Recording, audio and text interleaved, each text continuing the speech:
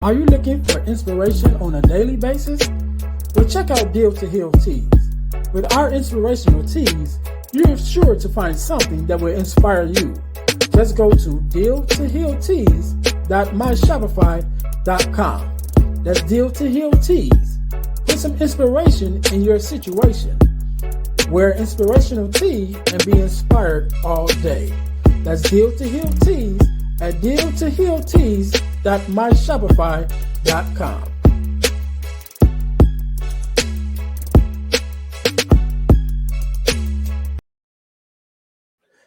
Hey guys, this is Earnest James, host of the Deal to Heal with E. James podcast, and I got a question to ask you. Could you buy me a cheeseburger? Better yet, could you buy me a value meal? Yes? Well, guess what? I don't need a value meal. However, for the cost of a value meal, you can support this podcast to keep us on the air. Just go to Patreon/Deal to Heal podcast and choose any one of the 3 tiers that's available. And if you just want to make a one-time donation, go to Cash App and make a donation to $eJames, the number 418. Make a one-time donation to the Cash App, or again, go to Patreon to support this podcast and keep us on the air. Thanks in advance. Be blessed.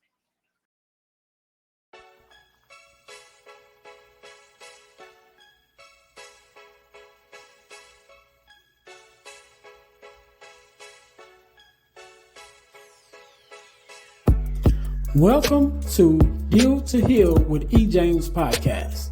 On this podcast, my guest and I will discuss topics and ways to help us to heal in every area of our lives. I believe that everyone can live a life that is happy, healthy, and whole. So I'm on a mission to help people to deal, heal, and fulfill. Deal with your problem, heal from the pain, and fulfill your purpose. Thanks for tuning in. Let's get to it. Welcome to the Deal to Heal with E. James podcast. I am your host, Earnest James, and I believe that everyone can and should live a life that is whole, healed, and healthy. And therefore, I'm on a mission to help people to deal, to heal, and to fulfill, to deal with your problems, to heal from the pain, and to fulfill your purpose. Thank you guys once again for tuning in to the Deal to Heal with E. James podcast. If you haven't already, make sure that you listen, like, subscribe, and share to our podcast on all of our social media platforms, on our YouTube page, our Facebook page, definitely where we're able to interact with you more on a day-to-day basis, and to share information with you more expediently than we can with the podcast.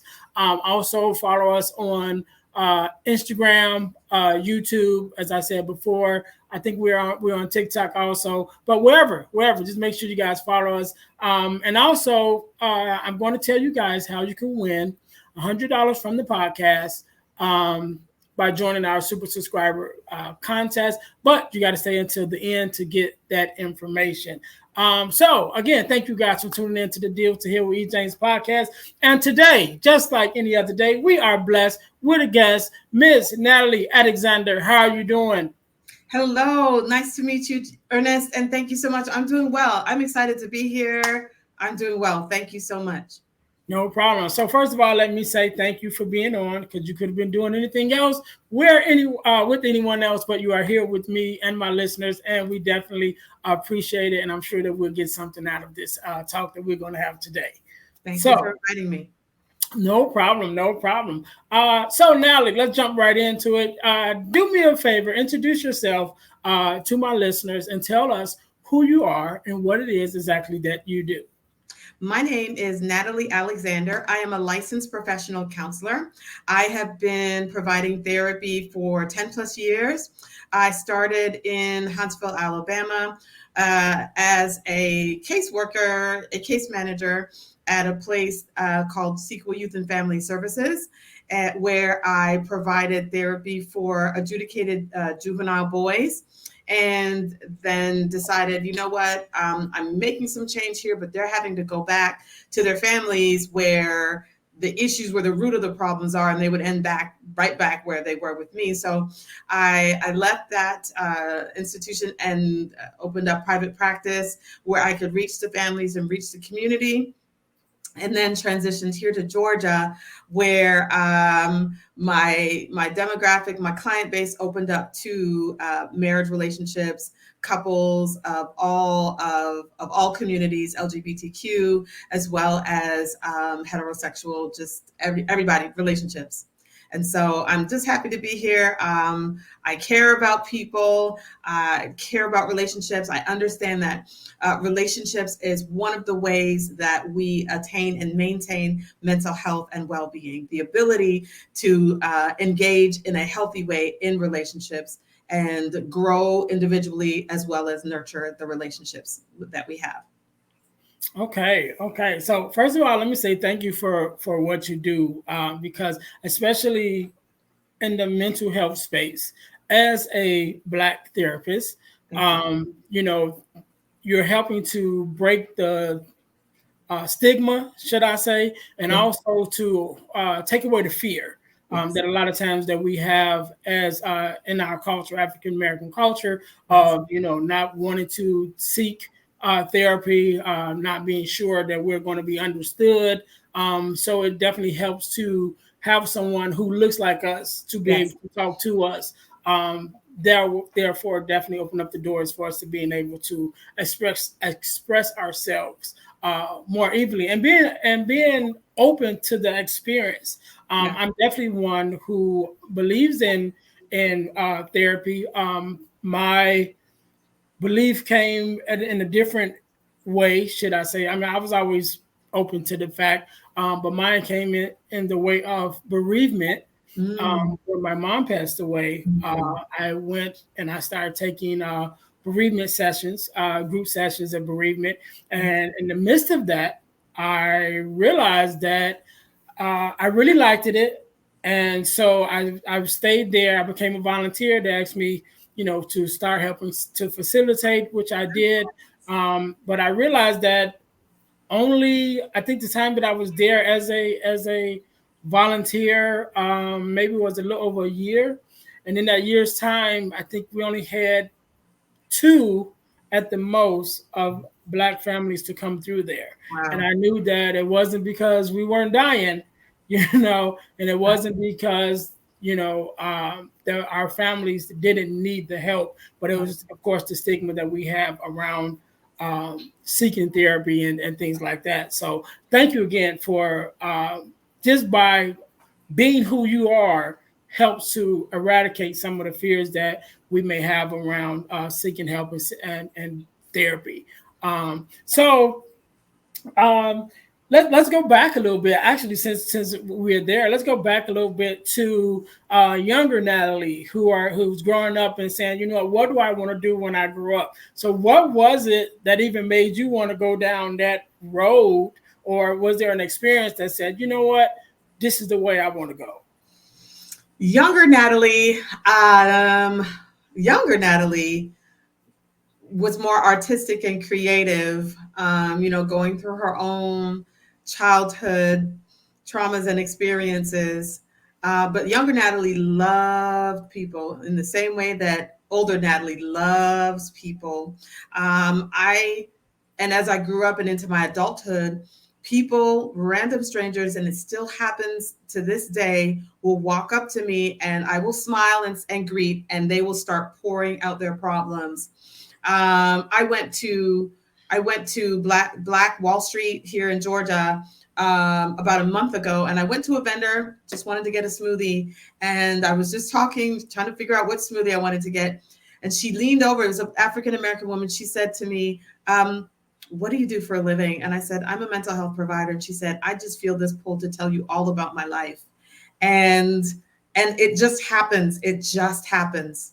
And so when I was after the birth of my second child, I believe, or while pregnant with my second child, my physician, OBGYN, said to me, because at the time um, I was a stay-at-home mom with my first child, and prior to that, I was in dentistry, dental assistant. She said to me, what is it? What do you want to do? What's your thing?" And I said, I guess it's just help people solve their problems, because people just walk up to me and just start sharing and start pouring, and the answer just comes. And I would say what came to my mind. It would help, it would heal. They would leave, and here I am. So it's my gift, it's my calling. Okay, cool. And the reason why I asked that for several reasons. One reason I asked that definitely to add to the credibility of the guests, because generally the guests that I have on when we're speaking about a certain topic is because of an experience that they have had, which allows them to be able to speak on that topic.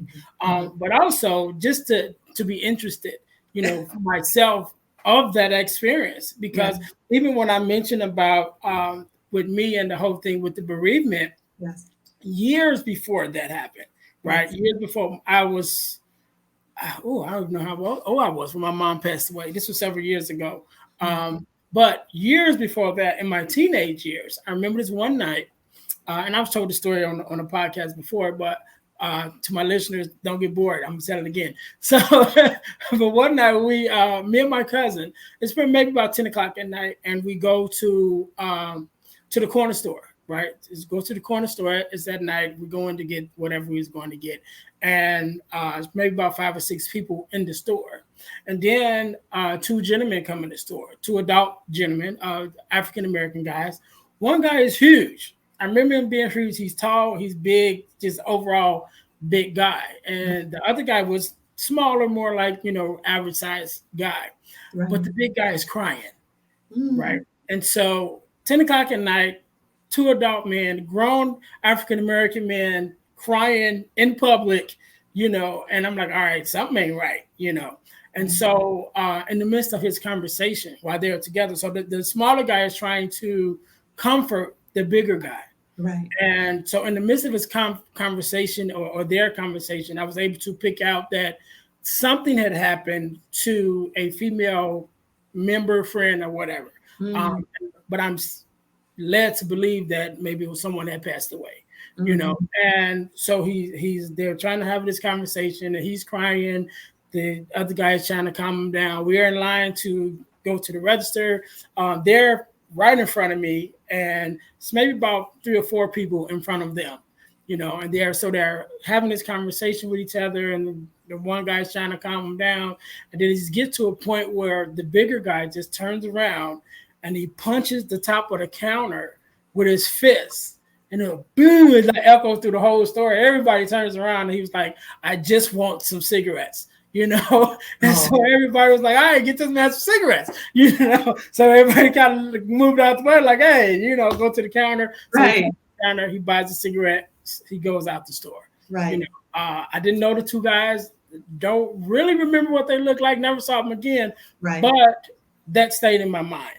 That event, and I was, like I said, I was a teenager at this time. So fast forward to after my mom passed, and I'm going through these bereavement sessions, and I'm so inspired by it that I'm like, okay, I'm going to stay. And so I stay, and then that even led to me starting a nonprofit called Aunt Christine's Charities, named after my mom and my mother-in-law at the time, who also had passed away, and offering bereavement services through my nonprofit. So that's why I asked, because I know that there are a lot of times there's significant events that happens in our lives that lead us down the road that oftentimes we don't do the connection. Because again, that happened when I was a teenager. I probably was 17, 18 years old. Right. So mind you, by the time my mom passed away, this is about 10 years ago, I probably was in my 30s. It's a good 10, 15 years in between this time period where that event happened. But yet in the back of my mind, it still was so vivid that once I got into this space of therapy and, bereavement, it came right back, as clear as day. And so that's why I asked, because usually there's something in our life that happens that sends us down this road to become who we become. Right. And so that's why I asked. That's my only thing. Okay. Well, thank you for sharing. Yes, I get it. Yes. So, I know you're a therapist, and then, so were you always working with families and relationships, or were you doing something else, and then it just kind of woven into the space of families and relationships.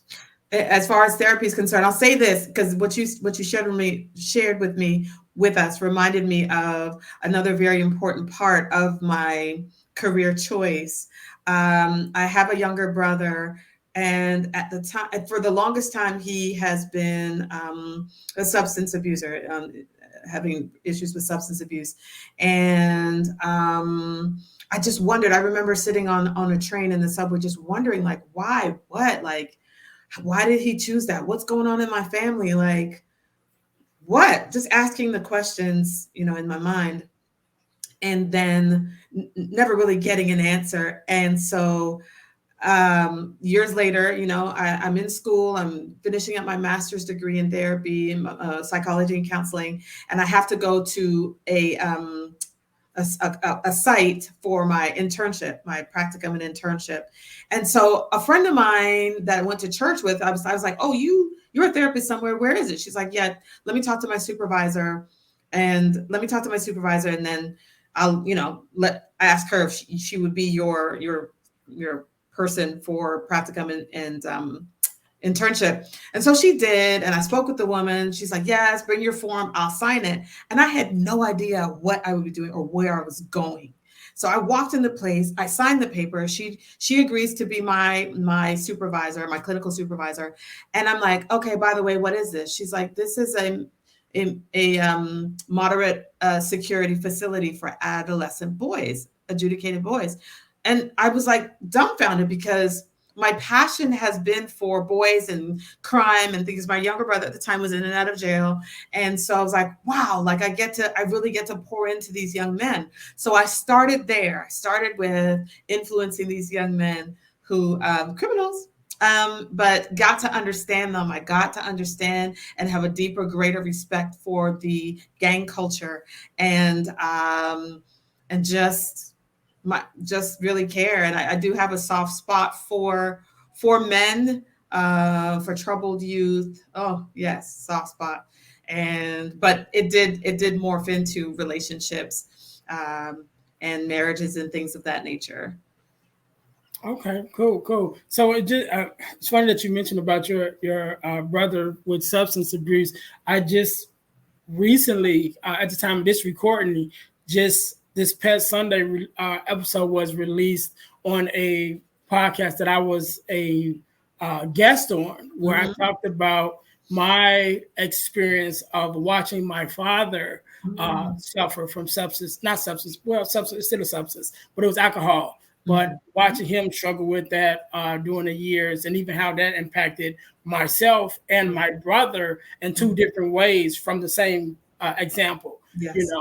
So that I was able to be on that podcast, called the Untapped Keg is what it was called, and so I was able to do that. So that's just funny that connection of you mentioning that with your brother, and it's funny even with that how our families intertwine with what we end up doing with our lives. Like you said, whether it's one experience growing up, and then it turns into something else, and then you've been the person that everyone comes to tell your problems, and then now you're trying to figure out how you can help your brother, which leads you to a place where not only are you able to in fact help your brother, but help other young men that's like him.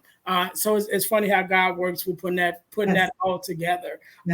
So one of the things that I know that you talk about, so we're going to jump into this relationship stuff, is similar to actually the progression of this conversation, which is our families and even our upbringing and how that relates to the way that we show up in relationships. Because I always say that even within a relationship, what you were raised, how you were raised, affects how you operate within the relationship, right? So if you were raised from a family that was, to some, maybe dysfunctional, was loud and rowdy and fighting, and then you connect with someone whose family was low key and everybody talked everything out. And, so those two dynamics, and they say opposites attract. So you got those two dynamics that come together in a relationship. And then now you're both showing up in ways that are quite different from one another, and you got to figure out how to navigate that way. So, like I said, I know that's something that you speak on. So from your point of view, just how much does our upbringing affect the way that we behave as adults in our relationships? It definitely informs it. It definitely informs it. I have so many examples that are swirling around in my mind, and I'm trying to figure out which one to point out and really and highlight. And so one that jumps out is for women, men and women. I'm going to try to remember one in particular woman whose father was unkind to her. Okay. Fathers are unkind, so we look for a partner that's going to be kind to us. Okay. And so, but because the narrative, we learned that, let's say you're stupid. If you have a parent that says you're so stupid, like, what don't you know? You're so dumb. Then we show up either as overproducing, overperforming, because nobody's going to call me stupid. And then in a relationship with our partner, we're going to be critical. We're going to be critical of our partner, and that's going to affect how he or she relates to us. And then also we kind of project that, like, I'm not stupid, I'm proving that I'm not dumb. It can translate in so many ways, but then altogether, in the sum total of things, we don't feel positively about who we are as individuals.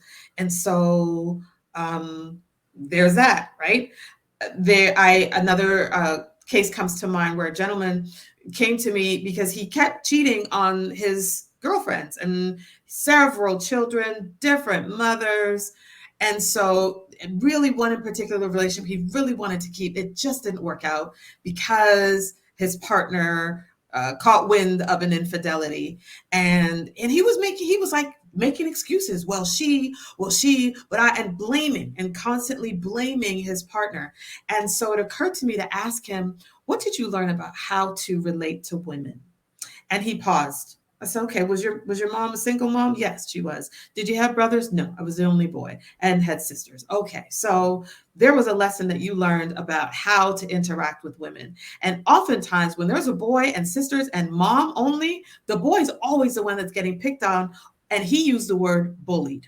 He said, what I learned is not to be bullied by women.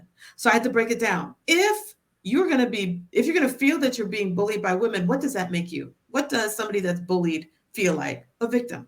So if you're not going to be a victim in the hands of women, how are you going to posture yourself and show up in a way that nobody's going to control what you do? And then you're going to find other women where you can control, because you're going to pick somebody that's just like your mom, right? Who's going to tell you what to do, is going to make you feel good about yourself, but you're going to find other women that's going to balance all of that out. You don't mean to. You love your partner, but inside of you, you've learned that when I'm in love with a woman, when I have a woman that loves me and that I love, she's going to be a bully. Do you see how that plays out and pans out? And it's very, very common.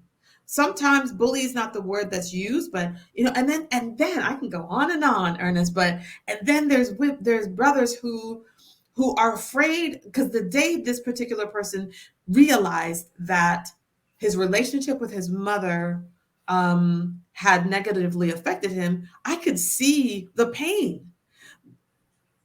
The reality that our parents were not perfect. Let's put it that way. And in the African American community, where honoring our elders and respecting our mother and father is a very important value, to be able to recognize and admit and to put words to, my mom was not perfect, my dad was not perfect, they were mean, or whatever it was that goes against what we've been taught to believe, that's difficult. That is difficult. And but that's part of what we have to deal with in order to heal from the pain of our childhood. Now, because I'm a therapist, I'm going to look at the negative sides of things, of how we show up in relationships. But truth be told, there are several positive experiences with our parents that do inform how we love and how we receive love, and our love languages, and the ability that we have to demonstrate affection and things of that nature. Yeah, and I think it's interesting, even with the example that you used, because it brought to my mind an example that I know of, with someone that I know where you're being mistreated, right, in relationships, and you're like, you know what, I never want to be mistreated again. But on the flip side of that, you become the person who you hate, should I say? So you think about how you are mistreated so much by this person or these persons, and your mindset is, okay, I'm never going to be mistreated like that again. But then you become that person, and so now you're inflicting the same treatment, and the same treatment that you don't like or didn't like. Now you're reflecting that same treatment onto the people that is coming into your life, because you're so adamant of not being a victim that you don't even realize, but now you've become the person that's giving out the I don't know what the word I want to use, victim. The abuse, maybe the abuse, right? A bruiser. Good. That's a good one. You switch roles, in your mind to protect yourself. You simply switch roles, and now you become the aggressor. So, and that's why I'm so appreciative of therapy. Especially when we're dealing with things that we need to get to the bottom of.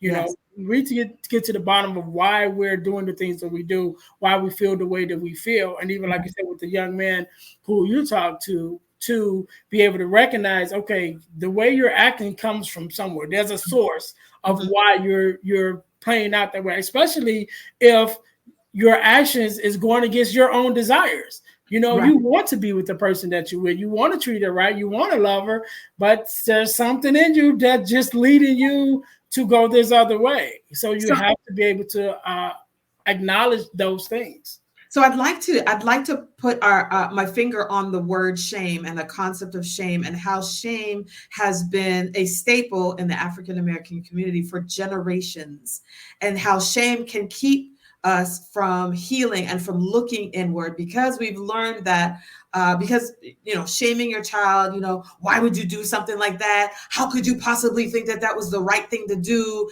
What are you thinking? Then it's like, oh my gosh. So we get the message that I am wrong, versus separating the decision that I made was not the best decision. I'm still a good kid. I'm still lovable. I'm still worthy. I'm still valuable. A lot of our kids, a lot of us as children didn't get that message. So when you talk about looking at the problem, what's the root of things, that could be one of the most daunting things to do, because that means I have to look at myself, and my parents don't like me, so I'm not going to like me.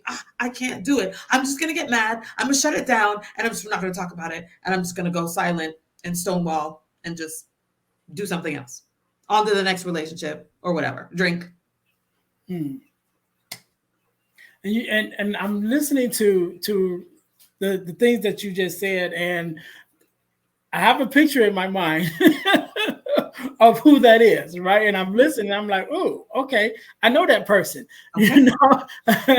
And so I want to switch it up just a little bit, because we're talking about relationships and how we show up in relationships, and I'm thinking about the example that you just gave, and the way that a person may act out of the shame. Because of the shame, I'm going to act this way. But I think in some instances, it shows up in a different way, especially as adults, men and women, with the accountability. Like, are you going to be accountable of the way that you're acting? Yes, you may have a reason of why you started to act the way that you acted, but that does not excuse your behavior just because you have a reason to behave that way.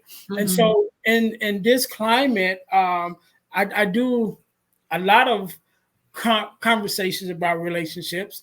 And one of the things that's come up a lot now is the accountability, especially in this generation or this day and time, with some of our women. Is like, we don't want to be accountable for our actions. And it's like, I remember watching, it was a clip from another podcast, and it was a male and female panel, should I say. And the one lady was talking about that she was in a relationship with a married man.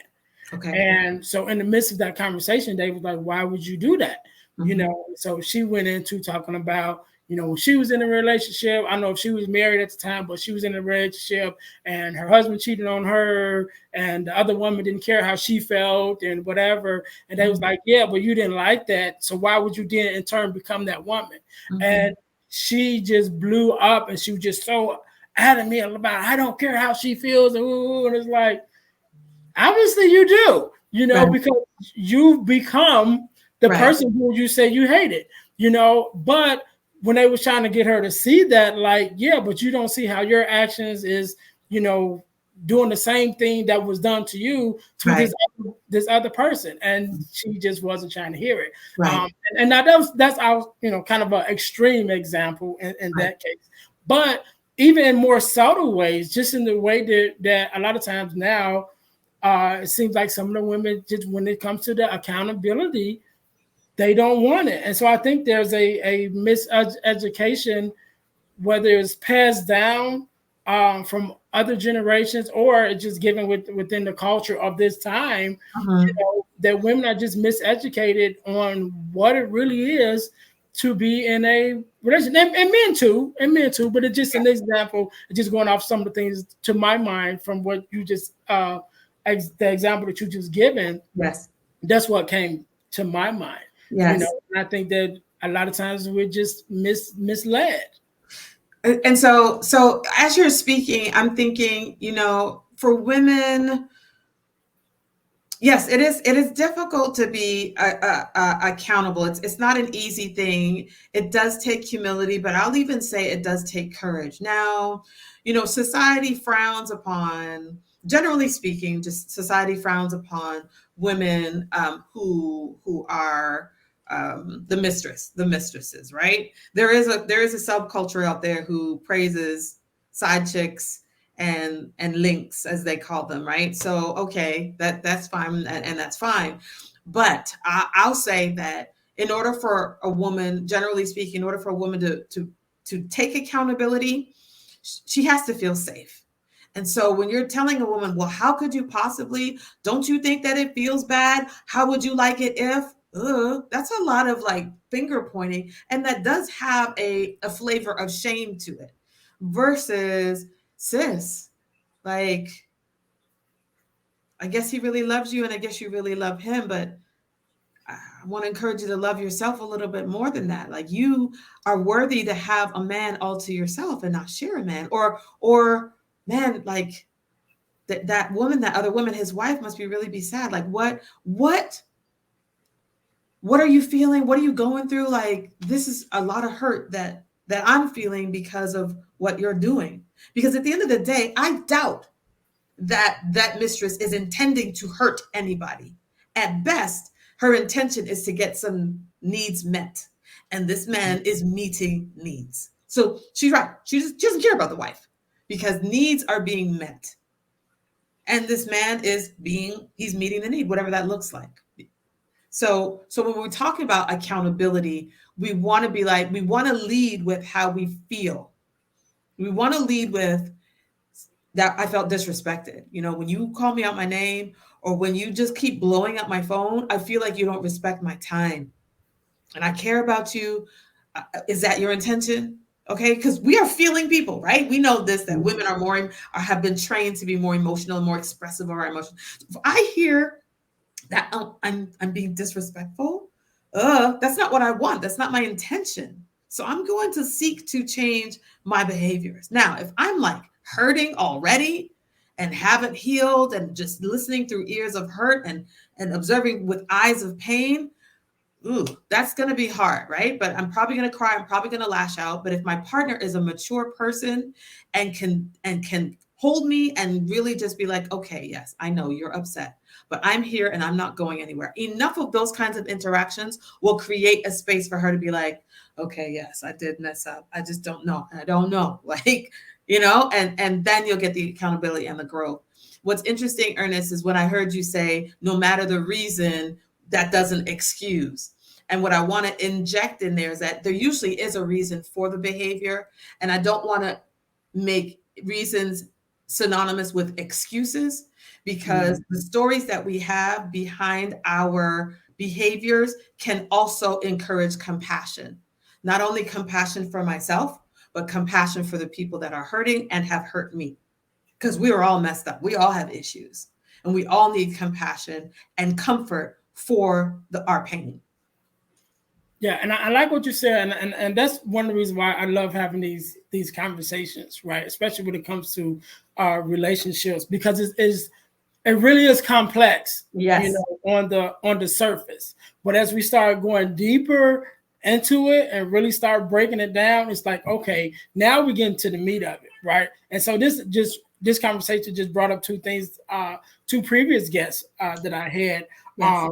And I can't remember the names, so I'm not going to even try. But one of the guests, her program that she worked with women, but one of her things that she talked about was the fact that in her marriage previously, she was divorced at the time, Yes. that her marriage ended because she ended up cheating. Right. And so she became the side chick because the guy who she was cheating with also was married. And so she talked about that dynamic, but her main focus was getting women to understand, just from who she was at that time and who they may be, is that number one, there are some women out here who their whole mission, they just like, hey, I'm the side chick, and they're fine with that, Yes. And so her teaching is, don't give them a door. You know what I mean? Like, there are some women out here who don't want a man to themselves. They just want yours, use them when they want to use them, and then send them home.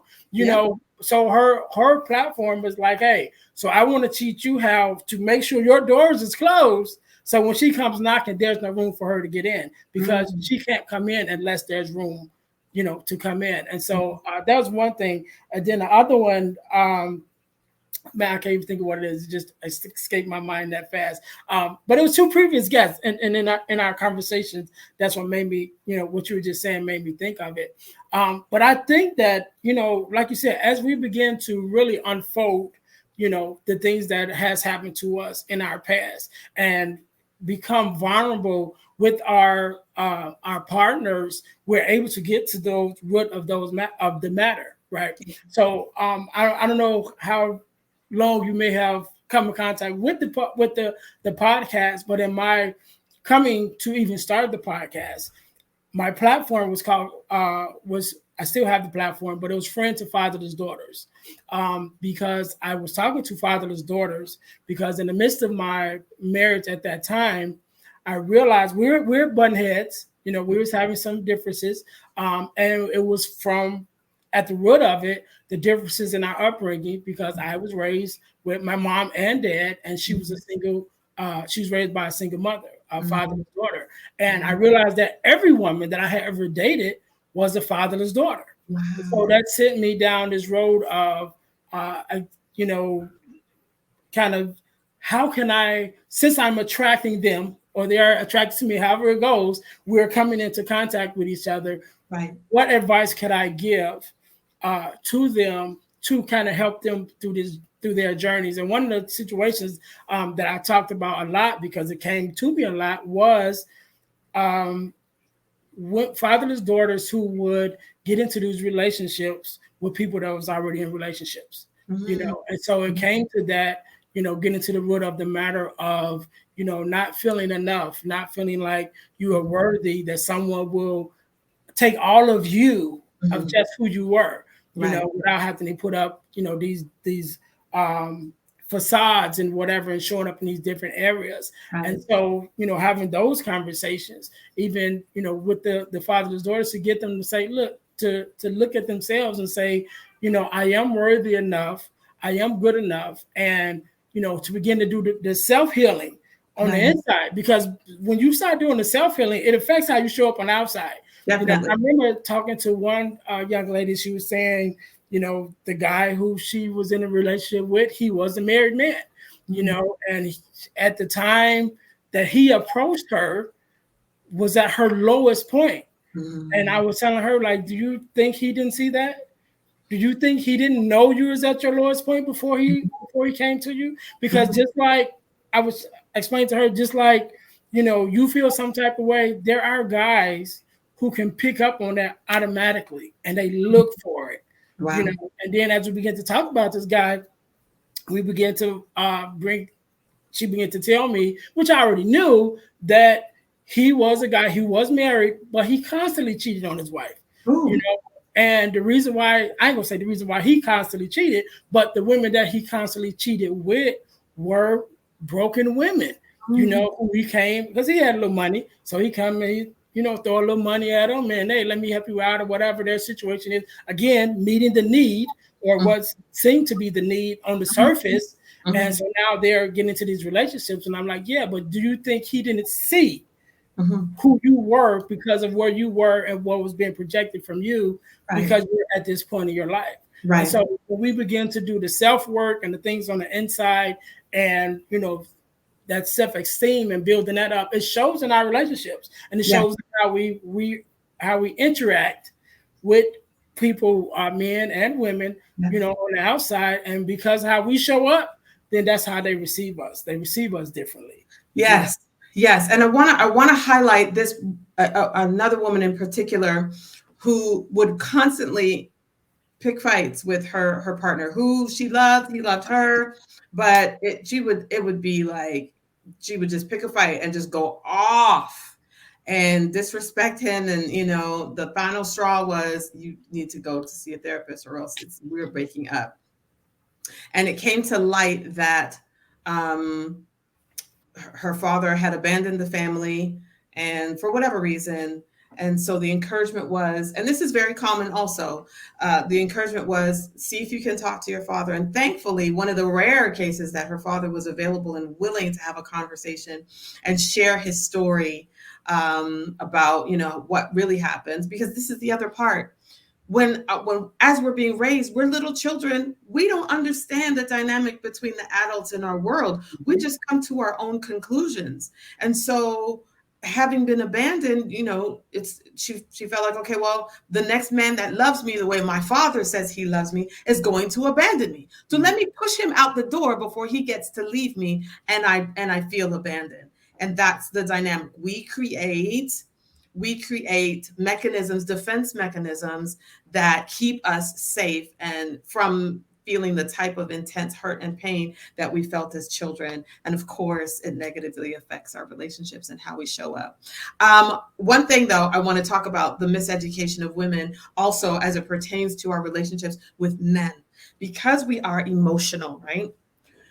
And the relationship, if I meet a man and things are going well and I love the way he makes me feel, of course he wants to make me happy and make me feel good. And we in our minds as women, it's such a wonderful relationship because I feel good, because it's the emotional high and we're honeymooning, and then we might get into an argument, but because he likes me and he wants me to be happy, we'll make up and we'll move forward and the relationship will progress. And then we get married. Well, after maybe 5, maybe sooner years or so, he's getting in the throw of like, okay, I gotta show up. I gotta go to work. I gotta pay the bills. And so she's like, well, what happened to all the feelings? What happened to all the what? Like, you don't show up. I need you to be blah, blah, blah.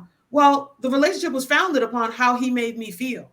And so we've been miseducated in that regard. And for the best of couples that have other things in common, that have something to build together, but come to me because of communication issues where he's feeling disrespected and she's feeling unloved. Well, the unloved is that he's just not emotionally available anymore. And I'm doing all the things for him. And now I don't want to have sex with him because I don't feel like he made me feel in the beginning. The miseducation is women have not spent the time that it takes to know who this man is as a man and what it looks like when he buckles down and gets to work on the thing that fills his cup. Mm-hmm. Right? We are busy feeling neglected when he's off doing his thing. We're feeling unattended to and lonely, and maybe he's with another woman. Nah, sis, he's just doing what makes him happy and fills his cup. And we have to learn how to give him that space to be him and to be a man. I had a couple that a woman where she said to me, I feel like, he could just be softer. He could talk softer to me. And I said to the husband, this is your wife. We don't need to treat her as though she's one of your soldiers. Okay. You can treat your soldiers in one way, talk to them a certain way, but use your words differently. However, and I had to speak to the wife, we cannot make him softer than he already is. The world already does that. The society already wants to make him softer than he is. If he's a harder man, let him be that. But of course, we balance in the feminine aspects of it. Shout out to Pastor Lawrence Souffrant, who was speaking to the masculine and feminine energies. However, we cannot, as women, demand and require our men to be feminine with us all of the time, and then complain when he doesn't step up and do the masculine thing, and then complain when he wants to have sex with us and just he wants it all the time. That's part of being a man. So I'm wanting to really encourage our women to give our men the space to be men. Our men are dying out here. They're committing suicide because they don't know who to be, how to be, and to whom, much less to themselves. So I really wanted to share that and put that out there as a re-education of our women in the community. And I'm glad you mentioned that, because I was going to touch on it. I actually had Lawrence on, I think 2 episodes ago. So when this episode airs, I think you go back 2 episodes. I think that's the episode where Lawrence was on, and we kind of talked about the same thing as you mentioned, was that having that balance and being able to show up in your masculinity, even from the man's point of view, but also from the woman's point of view of, accepting your man, allowing him to stand up in that. Yes, there are going to be some times where, okay, when we're at home, we might have to tone it down some. We might have to tone it down, we might have to balance it out, because our home should be our safe place. Absolutely. And so if we both, the man and the female, understand that, then when he comes home, it's like, hey, honey, you can tone it down. And he's safe to do that because the atmosphere has been set for him to do that. And so we talked about that. And another thing that you talked about, which kind of touched me, the example that you gave was disrespecting the husband, and then the woman also not feeling loved. Yeah. And I'm not getting paid for this, but there is a book called Love and Respect. I can't think of the author.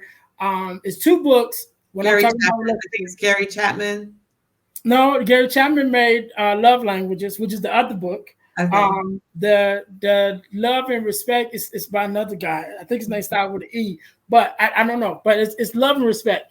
Mm-hmm. But those 2 books are the 2 books that I always advise couples to read when they're getting into their relationship, because the foundations of those 2 books will help you build a foundation to build your relationship on.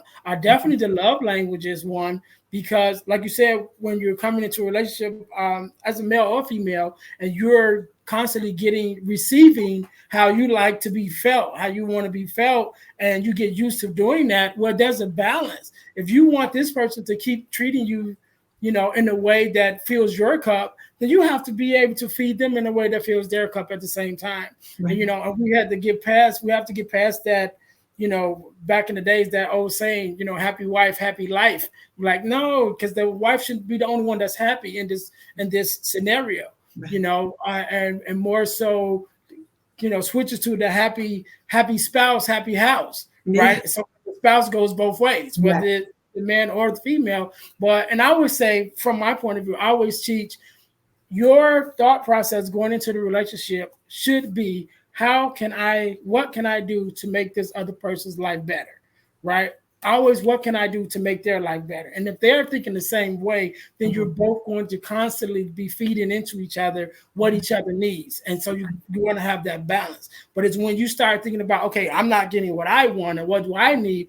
That's when it really starts to be unbalanced. And even if you do start feeling that way, then address it. Hey, honey, I'm not feeling, some type of way. Let's talk about it. Let's figure it out. But when you start adjusting yourself to, I'm just going to do what more to get what I need, or more of what I want, and even if it gets to the point where now you're really making moves to, satisfy yourself and your own desires, Mhm. even if sometimes it goes against what that other person wants or what the other person needs. So now you're just destroying the relationship altogether. Okay. Instead of having that open communication to be able to talk about it and figure out what it is that you both need.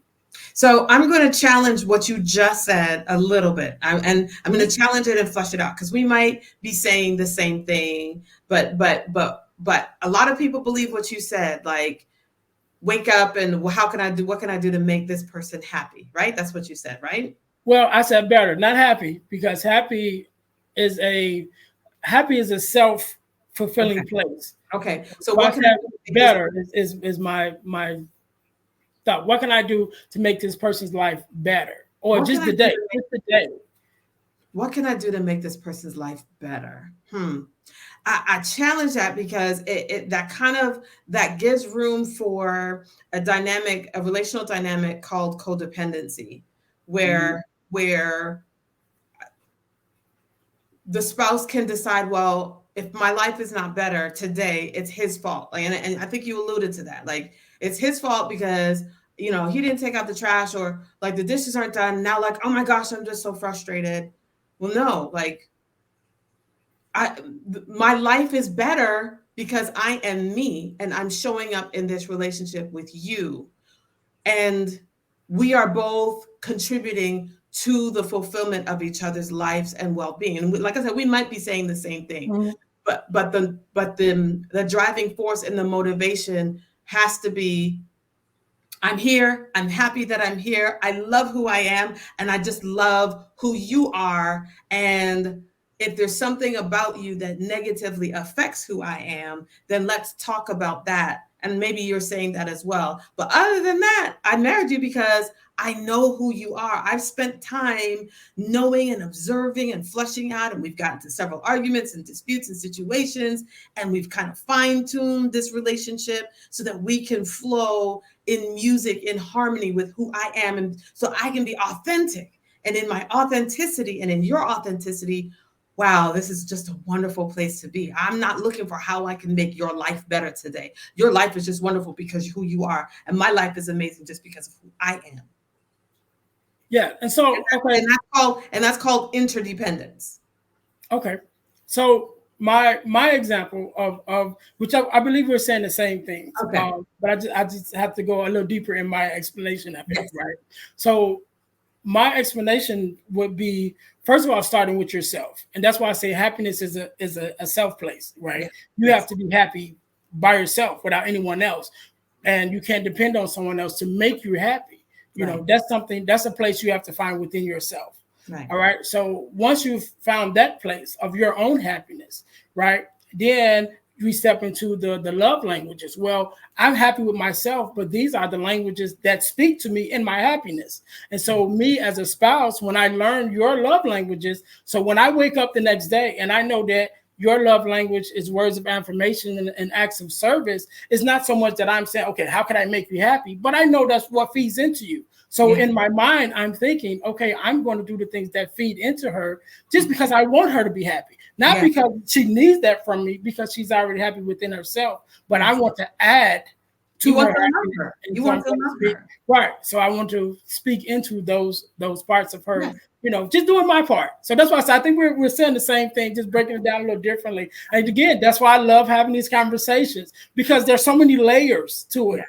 Yes. And as we begin to open it up, then it's like, oh, okay, it's a different aspect. I didn't look at it that way, or I didn't hear it that way. Right. And like you just mentioned about the codependent. Let's get a little bit into that. The codependent uh, relationship, should I say, versus the interdependent. Yes. Especially in this time period of the Miss Independent. You know what I'm saying? So it's like, how do those three examples kind of manifest in our relationships from a woman's standpoint? I don't even know if it kind of comes from a man's standpoint. I've never really known or heard of it coming from a man's point of view. So you may be able to enlighten me on that. I'm definitely open to the information. But just those codependent and interdependent, aside from the Miss Independent whole Okay. situation. But I'll let you explain it because I'm all ears. So codependency is an extreme. It has several different definitions. I'm going to land on codependency is a title of a relationship where the people involved in the relationship depend on each other to get their needs met. It's a heavy, intense dependence on getting their emotional needs met. And codependency comes from a childhood of neglect where parents were just not emotionally available to provide for the child. Codependent adults are children who learn that I got to do life by myself. No one's going to listen to my emotions, so I got to figure it out. Or I'm going to expect people to read my mind and to know what it is I need from them. And then I'm going to anticipate other people's needs, and then be mad and resentful when nobody's reading my mind. And then I'm going to jump in and have all the answers for everybody, whether or not I was asked, so that I can feel important and purposeful in these relationships. And all codependent, I'm going to go ahead and say all, like nobody likes extremes and generalizations, but all codependent relationships hit a wall, because there's always going to be somebody who's going to be angry and bitter and resentful because they feel like they've poured all of who they are into this other person with nothing in return, because the person who's receiving all the things is satisfied. Like, I don't need anything. You're giving all of it. You're reading my mind and you're providing all the things. So that's codependent. And I want to say that in the African American community, the word codependent is a misnomer. We think that because it's we think that it means with dependent, but it's actually no. No, it's not a positive, it's not a fulfilling and healthy relationship dynamic at all, because it takes away independence and it has no boundaries. Codependent relationships rarely use the word no, right? And so that's one of the very important tools to get away from codependency, the word no. And when we get into interdependence, we're talking about, like what we just shared, the ability to be self-aware, the ability to self-soothe, meaning when I'm upset about something, I'm not going to my partner to make me feel better. I'm learning what kind of things make me feel better, whether it's music or exercise, conversations with my girlfriend, sitting by the water, poetry, whatever that looks like for me. And then being able to share that with my partner. And then, have hopefully my partner is emotionally aware, emotionally competent, intelligent enough to be able to comfort and empathize with me and be a partner in helping me solve whatever the problem is. Of course, there'll be times when I'm upset in the presence of my partner and he's there to help comfort, things of that nature. But it's not the dependence to make I feel better. I'm going to feel bad until my partner makes me feel better. Oh, my partner has a sense of humor. I'm just going to feel bad until he makes me laugh. No, ma'am. No, ma'am. Yeah, I definitely can connect with the codependent aspect. I have definitely seen that in my lifetime, and even having conversations with people in those relationships, be like, a lot of times they are looking for the person to fulfill them, and then sometimes they never even tell them. It's like, so how is they supposed to know what it is that you want if you can't even, and that's the nature of that's the nature of codependency. And there's lots of blame in codependency. You see, I'm feeling this way because if you had not, then I would not. No, ma'am. No, sir. No, sir. The work. Ooh, and recovering from codependency is hard work, because there's guilt now. Like, I feel guilty for saying no. I feel guilty for doing what I want to do. And so it's eradicating that guilt and keeping yourself individual and owning your own authentic emotion and thoughts and behaviors, and being okay with who you are and being free to be who you are. And then, once again, that boundary, because when we set boundaries and we say no, and when we say, no, I don't want to do this anymore, I'm not going to do this anymore, it leaves first of all, it doesn't feel good to the other person because they're not accustomed to the boundaries, but then it gives them space to decide, okay, well, this is what I want to do then, and I'm going to do this. And if they happen to want to be together and stay together, hallelujah. If not, we grieve the loss of that relationship, but we move on because, we move on and hope for the best in other relationships, other friendships, and we we learn how to engage and interact in a healthier way. Yeah, and one of the things that I often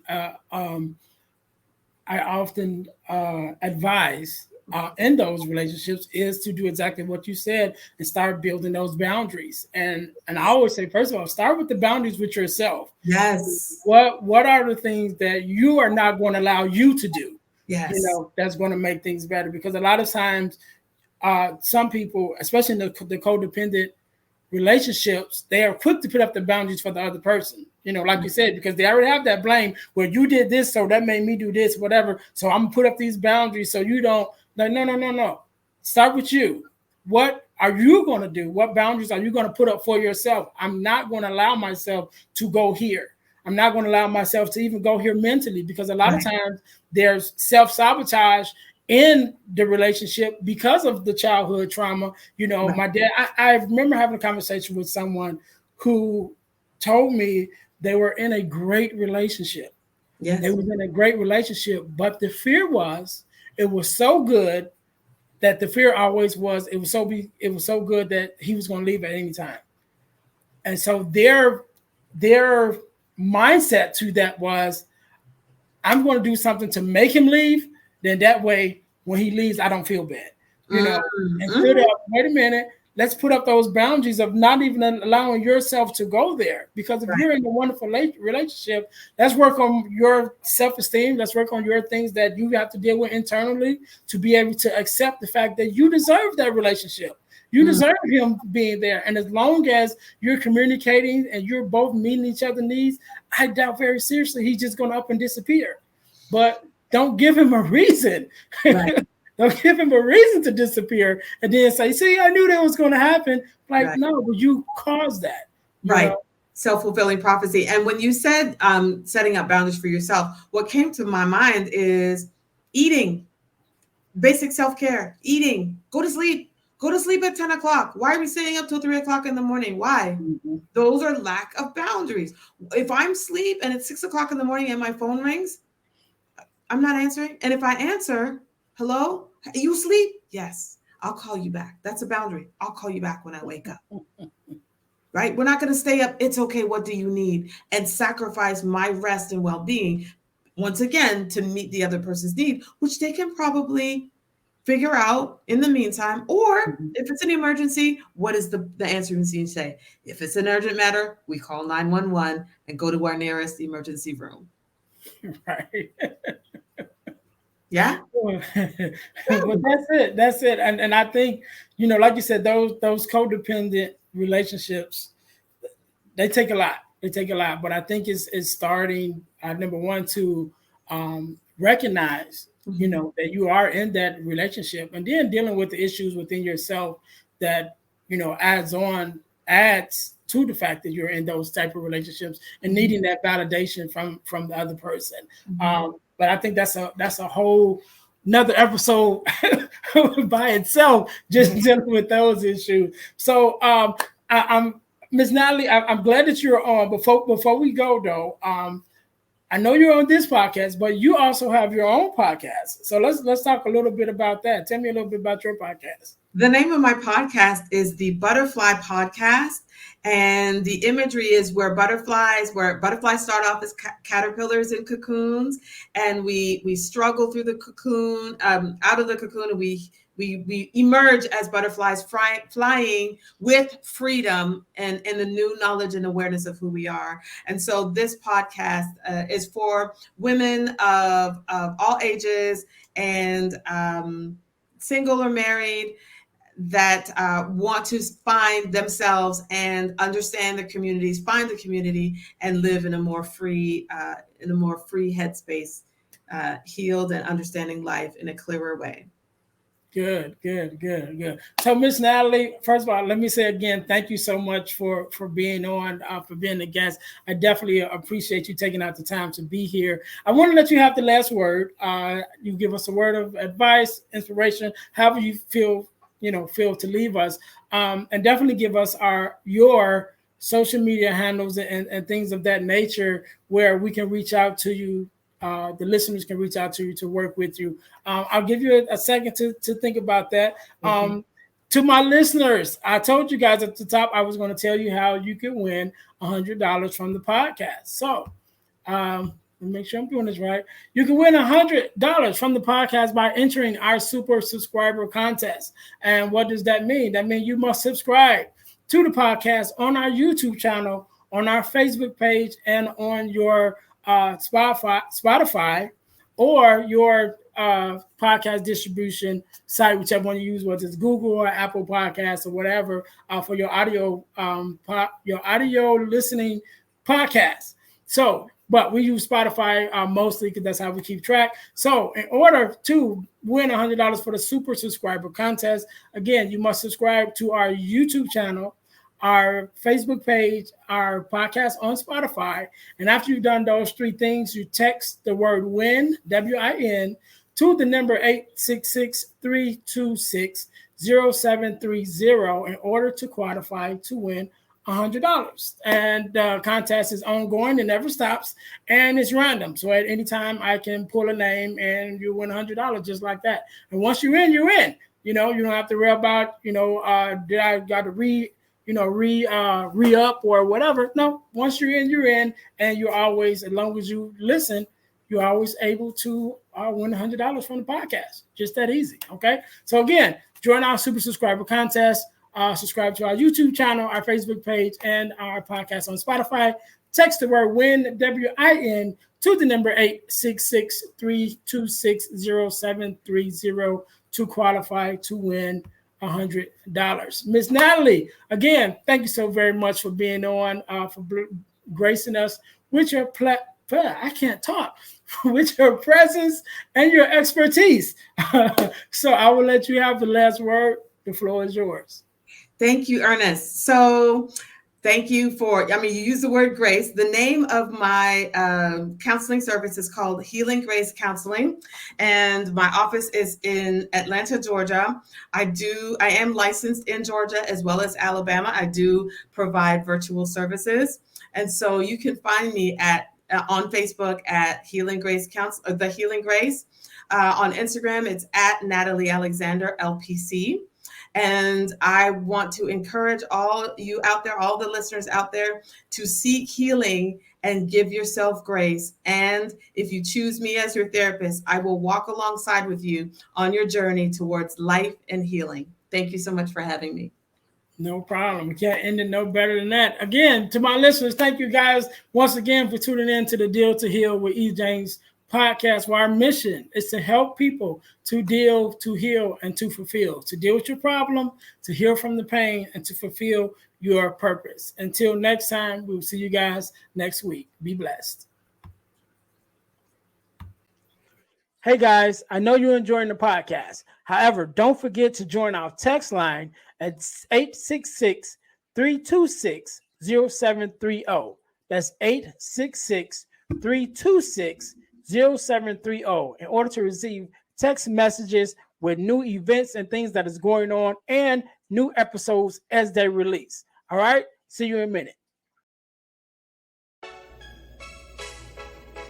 Thanks for listening to the Deal to Heal with E. James podcast.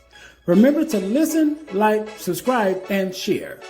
This episode has been brought to you by Deal to Heal Teas. Put some inspiration in your situation. Wear an inspirational tea and be inspired all day. Let's go to dealtohealteas.myshopify.com. Remember, our mission is to help you to deal, heal, and fulfill. Deal with your problem, heal from the pain, and fulfill your purpose. Thanks for listening.